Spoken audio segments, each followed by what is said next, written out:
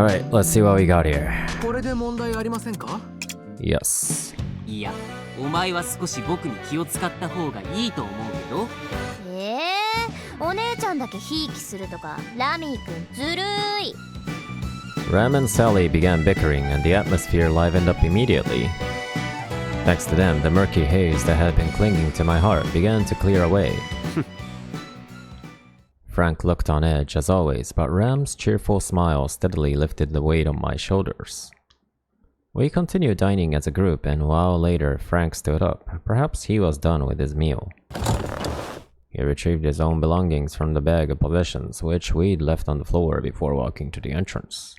どこへ行くつもりだ？さっきのやりとりでよく分かっただろ？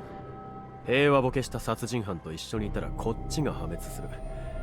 俺はここらでおさらばさせてもらうよ。Oh, he's leaving. いつ通報されるか分かったもんじゃない。そんなところでのんびり休んでられるほど俺に度胸はないね。Well, what you're saying does make sense. 通報なんて。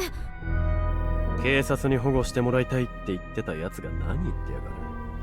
どうせ俺らよりも警察の方が信用できるんだろ。Oh, that was the truth. Unable to object, I fell silent. ってわけで俺はもう行く。たまたま同じ護送車に乗ってただけの縁だ。一緒にいる理由もないだろ。まあ言われてみればそうだけど、もう日付変わっちゃうよ。こんな深夜に出てくの？ Sally kind of agrees. 手錠が外れたのに長居する理由はないだろう。俺はお前たちを信用しているわけじゃないからな。信用してないって一番信用できなさそうなフランクが言う？ああそうさ。俺も信用できない男だよ。ならお前たちも止める理由もないだろう。Waving his hand flippantly, Frank attempted to walk out, but one man walked forward and stood in his way. Gib. 待て。勝手な行動は控えてもらう。はあ？なんであんたに指図されなきゃいけないんだ？君が出て行って私たちの情報を警察に垂れ込まないという保証もないだろう。全員の安全のためにも。That's what I was thinking too. おいおい、俺があんたらのことを垂れ込む？なんでそんなことをしなきゃならないんだよ。わざわざ警察に話しかけるわけないだろ。だが万が一捕らえられれば話すだろう。少しでも罪を軽くするためにだ。Frank only shrugged his shoulders at Gib. 年長者だからって早速リーダー気取りかい？こっちはガキや年寄りのおもりをするほど善人でも暇人でもないんでね。分かったらそこをどいてくれ。私も自分の身に危険が及ぶリスクを冒せるほどお人よしではない。お前のような危険な人間を生かせるわけにはいかないな。Oh, I'm kind of surprised that Frank is actually... He seems more competent than he seemed at first. そうかい。なら俺がどかしてやろうか。お前にできるとは思えないな。ようやく犯罪者らしい顔つきになってきたじゃないか。こいつが本性だろ。だいたい最初からあんたは罪状がうさんくさかったんだ。銃の不法所持だって？その銃で何をしたって言うんだ？なんだと。I dare you repeat that. Frank's words made a ripple in Gibbs' stoic expression. The mood turned volatile instantly. A fight was threatening to break out at any moment. お前こそ話さないとは、よほど後ろめたい罪状があるようだな。一体どんな罪を働いた？無罪だって言っただろうが、いい加減しつこいな。二人とも落ち着いて。行けー！兄貴負けるな！Stop rooting for them. それ、どっちを応援してるの？争いは何も生まないとジャパンコミックには繰り返し描かれているのですが、やはり皆さんに読んでいただけるよう布教活動を。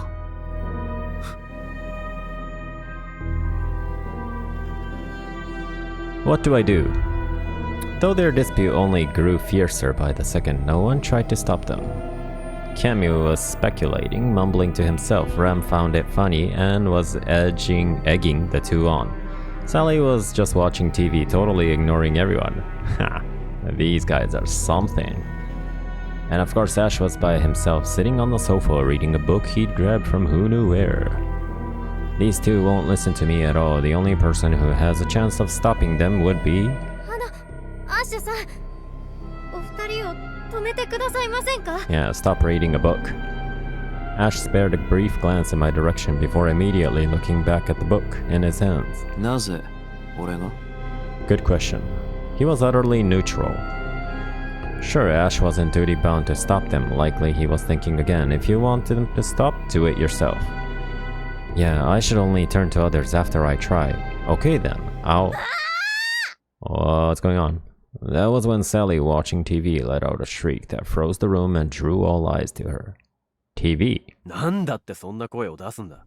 ちょっとこれ見て。さっきサリーたちが乗ってた車のニュースやってる。は？ Oh, we must take care of the news then. What does it say? It says, Incidente di ribaltamento all Autostrada del Sole. I stumbled to look at the TV which was broadcasting news of the accident. It was a program called Europress on the News, only channel Canal Zero. In this popular program, reporter Rebecca also pulled out all the stops to interview people. I used to watch it often. ハイウェイで起きた事故現場からお送りしております。すでに火災は鎮火しておりますが、このように警察の規制線によって現場は封鎖されております。深夜とはいえ、車線が制限されたため渋滞となっていますが、封鎖が解かれる様子もなく、事故の詳細も分かっておりません。なお、車は激しく炎上していたことが道路跡から分かりますが、消防によると事故による死亡者はいないとのことです。 No casualties. 事故に遭った Really? のは形状からして囚人護送車であると思われますが、特に警察からの公式発表は現時点ではありません。事故の際に犯人が逃亡した可能性もありますが、乗車していた犯人の罪状や氏名等の公開もなく、依然詳細は不明となっております。 That is odd. 事故現場への立ち入りも禁じられていますし、これは一体どういうことなのでしょうか。万が一犯人が逃亡していたとしたら大変です。このような状況にもかかわらず、警察が黙秘を続けていることについて疑念が生じます。 The police are being questionable. もしもの場合に備え、周囲の住民の方は今晩は外に出ないよう警戒を続けてください。それでは引き続き警察からの公式発表をお待ちください。 Seeing a report from the scene of the accident we had escaped, we all looked at each other. 犯人が逃亡した可能性か。それにしてもあれだけ燃えていたのに囚人護送車だと気づくだなんて、さすがあの有名キャスターですね。でもまあよかったじゃん。ただの高速道路での交通事故ってことになっててさ。ねえ、サリーの顔テレビに映るかと思ってドキドキしてたのに、これじゃあ拍子抜けだよ。 That's a good point. I hadn't been reported to the public as a murderer. That was the one silver lining. だが事故による死亡者はいないか。事実とは異なるようだな。 No casualties. They're 警 hiding 察お something. 得意の隠蔽工作ってやつがちゃんと機能してるじゃないか。よほどミスを隠したいんだな。普通は護送車から囚人が逃げればすぐに顔や氏名などの情報を公開して指名手配するはずだ。俺たちを油断させるために情報を公開しないってことはあり得るんだ。実際は囚人が7人も逃げたんだぞ。そんな重要な事実をすぐに公開しないで隠匿すれば、後で世論のやり玉に挙げられる。捜査のためにそんな悪手を打つ必要性があるとは思えないな。しかも護送車である事実さえ警察は隠匿しているようだ。報道もあくまでキャスター個人の見解だったしな。 As we watched the TV screen, which had already changed to the next news topic, we all fell into contemplative silence. There were really too many unusual and jarring things about the report. Above all else, the claim of no casualties made no sense. Yeah, because 2 men died. 僕としては指名手配されると思っていましたから意外ではあります。何か裏があるのでしょうか。じゃあやっぱり僕たちの逮捕って不当逮捕だったんだよ。だから公にできないんじゃない？やったラッキー。じゃあサリーたちは無罪放免ってことでしょ。皆さんが過去にしてきたことを考えるに完全に無罪ということはないと思いますが。After an investigation, they realized they had the wrong people. That was why they couldn't announce anything. That was my most sincere wish. But if that was the case, who installed that bomb? Why did they hide the details of the accident from the newscaster? I could feel my trust and sense of security in the police crumble away bit by bit. Even Europress, which reported on this kind of thing all the time, questioned the police's behavior. Something definitely wasn't right. あの場にいた警察はなぜあのキャスターに伝えなかったんでしょう。何か公表できない理由があるんでしょうか。あるいは警察すらこの状況を把握できていないか。状況が把握できてないって警察がですか？ Some police. その可能性はあるだろうな。え？どういうこと？我々を護送していたのは警察ではない。だから警察も誰が乗っていたのか知らない。だとしたら一体誰が。 Everyone went silent as they thought it over. さっぱり見当もつかないね。少なくとも俺は爆弾で吹っ飛ばされるような恨みを買った覚えはない。Maybe none of these guys are actually criminals after all. 私もだ。僕もだよ。僕もですね。サリーもだよ。じゃあお前か？そんな覚えありません。 I wasn't that kind of person, and there was no way I could come up with a reason someone was out for my life other than being a witness to murder. しかしこうなってくると、いつ何を警戒すればいいかわからなくなってくるな。少なくとも報道を見る限り警察は信用できないと考えていいとは思いますが。警察の方が圧力をかけられる側かもしれないしな。捕まったら今度こそ終わりだろうな。ますますきな臭くなってきたじゃないか。 You're right about that. Frank sat on the sofa and crossed his legs. With a sigh, he poured scotch into a glass and chugged it down all at once. あれ？フラン君出ていくんじゃなかったの？ I guess there's no reason for him to leave now. 気が変わった。うわ、勝手ー。さっきまであんなに文句言ってたのに。あんな報道があったんだ。深夜にほっつき歩いてりゃ警戒されるだろう。それに警察の連中が利用されてるとなると先が読めない。こういう時は下手に動かないに限るよ。信用ならない犯罪者と一緒だろうな。それについては同感だ。少なくとも今夜はこの家でおとなしく過ごした方がいいだろうな。はあ、じゃあもう寝ようぜ。結構いい時間だし眠くない？確かに寝不足はパフォーマンス低下を招きますし、そろそろ寝ましょうか。寝室はどこでしょう？寝室は2階だよ。あと1階にゲストルーム。おや？よく知ってますね。家入ったら構造を確認するのは常識だろ。あとは書斎とか物置もあったけどね。寝室にはクイーンサイズのベッドが1つだけ。ゲストルームの方はシーツとかないから使えないかな。何にせよ全員で仲良く寝るのは無理だね。ならその寝室を俺が使わせてもらう。いやいや、そこは僕が。They broke into a run, racing for the bedroom, but Gib blocked them before they could get anywhere. 全員止まれ。今晩はこのリビングで集まって眠るんだ。え？はあ、またリーダー気取りかよ。つうかなんでまたこんな場所で寝ようって言うんだ？何かがあった時に迅速に動くためだ。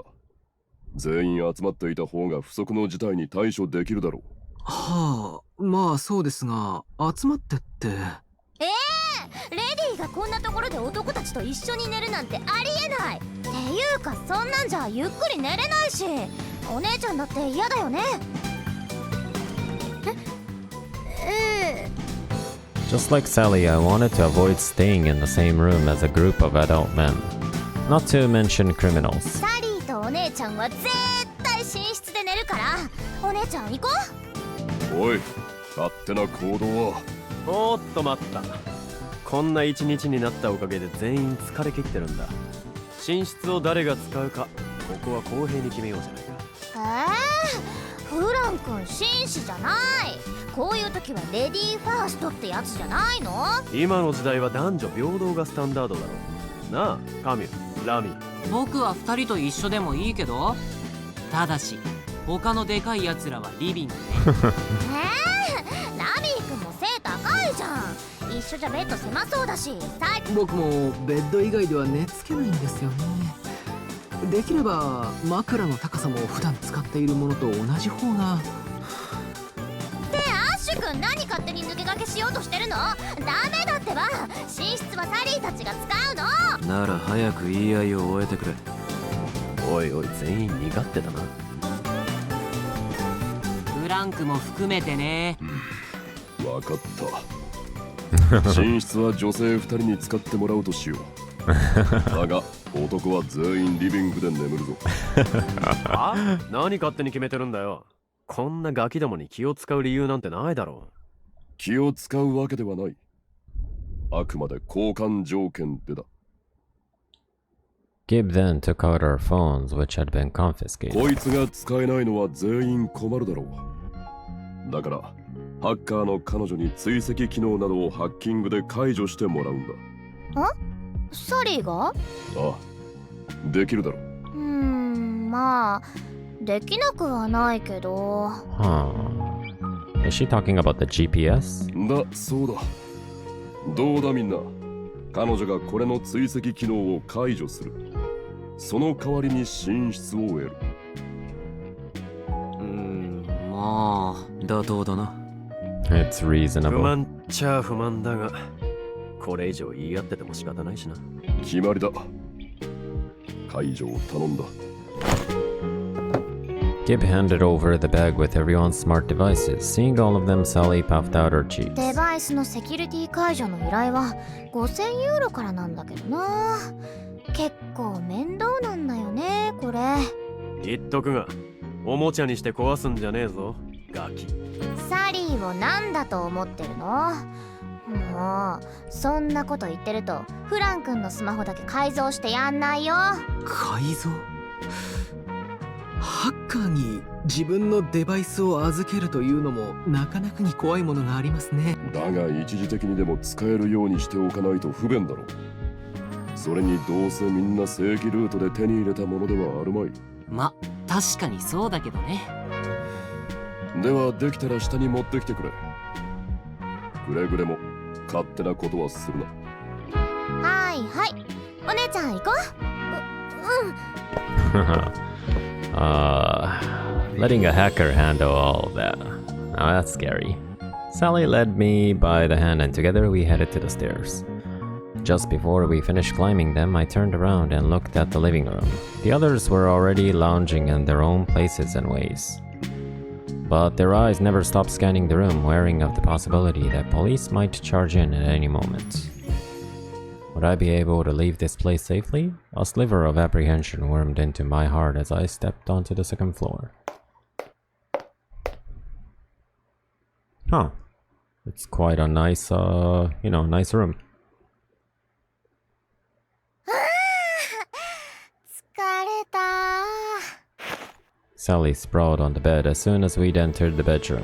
It hit me. I'd finally put some distance between myself and those men.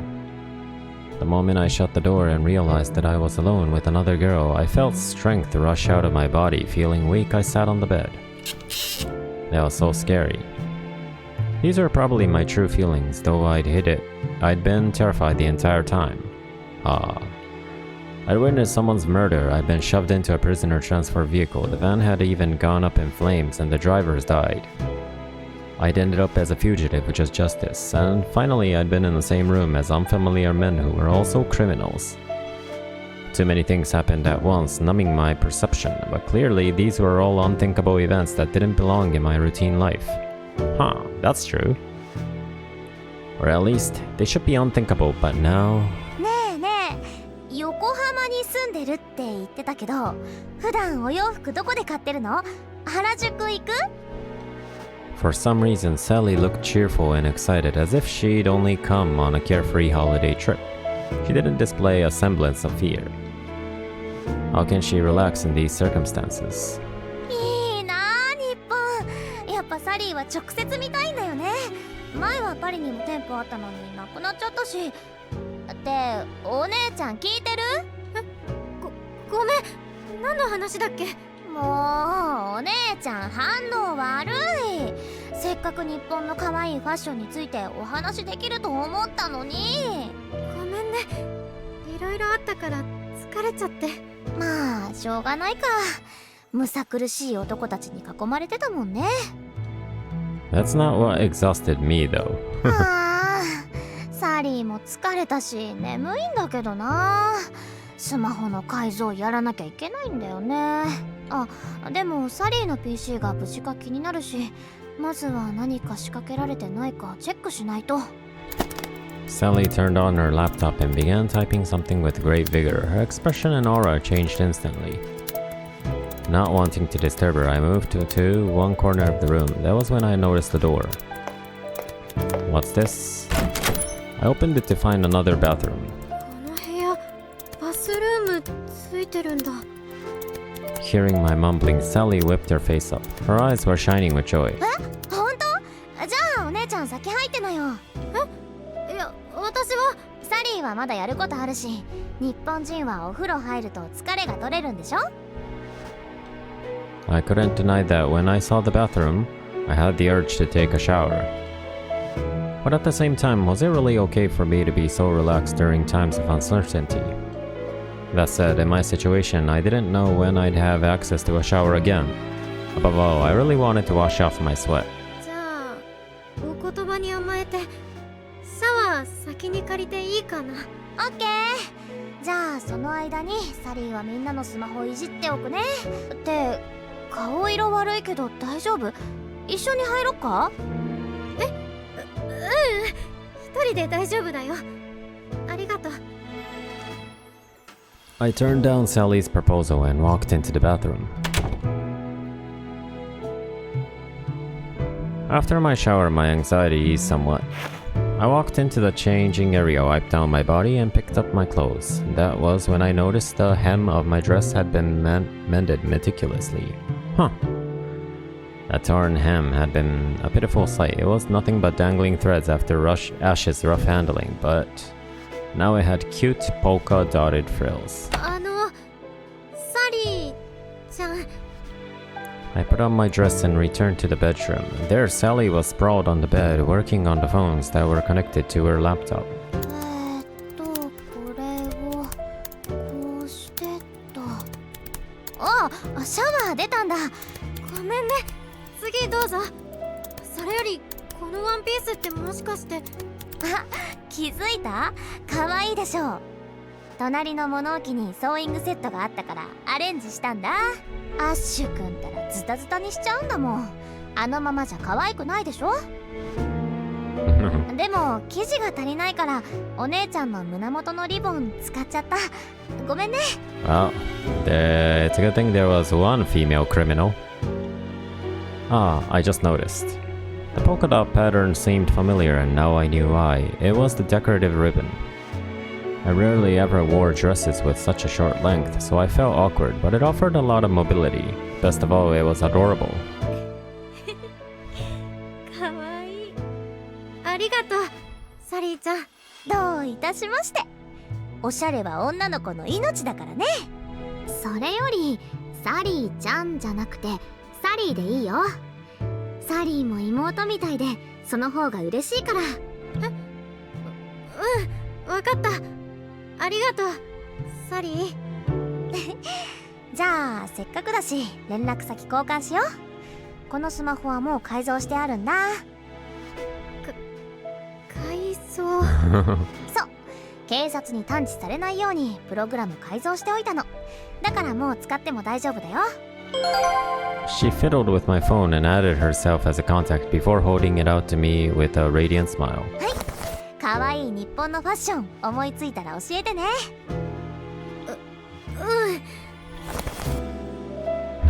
Sally. I took my phone from her. Her name was already favorited on my contacts list. Huh. University Community, Sandra Rossini, Sarah. But a hacked phone, huh? It was a whole other level compared to the SIM card unlocking my friends and uni did. All I could think was that this probably voided my warranty.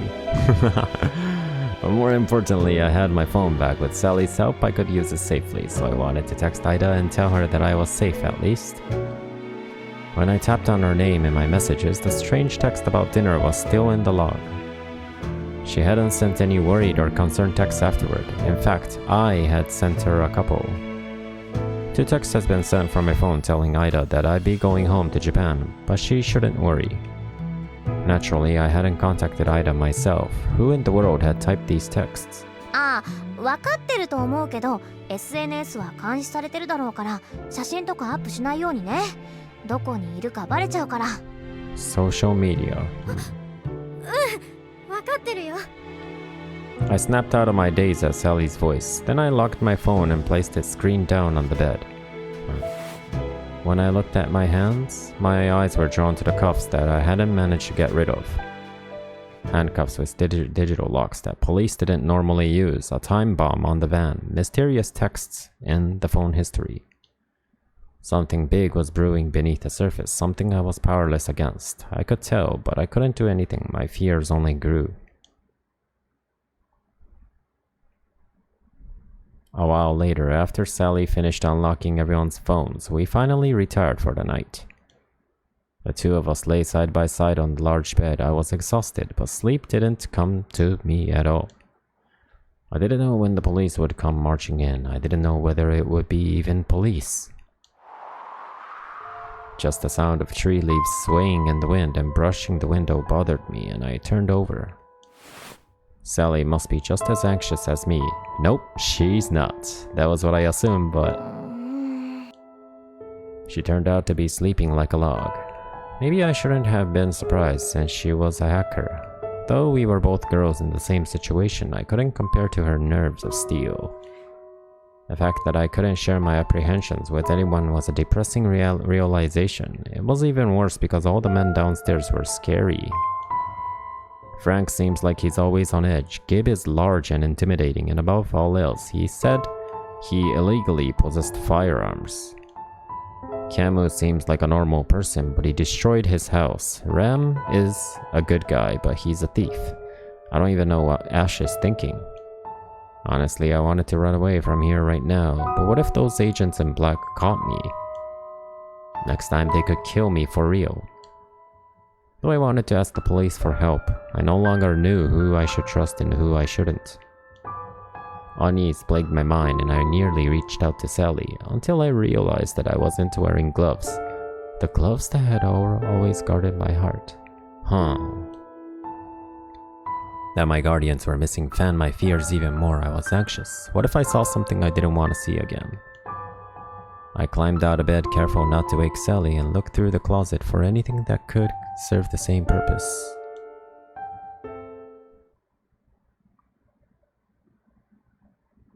A while later, I found a pair of white gloves. They were pretty similar to the ones I'd used. I'm sorry, I'll borrow these for a while. Apologizing to their owner in my mind, I slipped them on.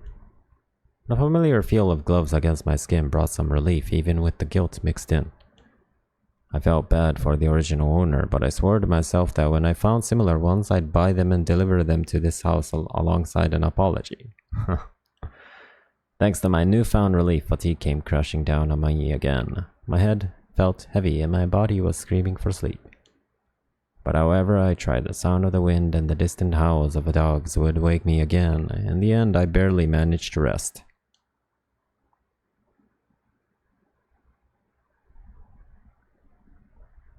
Well, at least the room is nice. The next morning, after a night of only short snippets of sleep, I found myself wide awake in the early morning. As I stared at the unfamiliar ceiling in a daze, I let out a small sigh. If only everything that happened yesterday was a dream. My naive hopes were easily crushed with a glance to my side. Sally was sleeping there. She was very bold, sleeping like a log despite the situation. I couldn't help but marvel at her.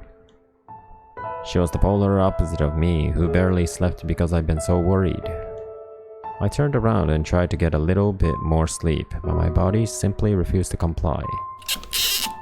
With resignation, I got out of bed and furtively checked on the scenery outside. No signs of police or other people in the vicinity. Seemed that we'd thrown off their trail for now, but we still weren't too far from that highway. It was only a matter of time. In fact, the owners of the villa might return at any time. Knowing that we couldn't stay for long, I felt restless. I needed to think urgently about my future.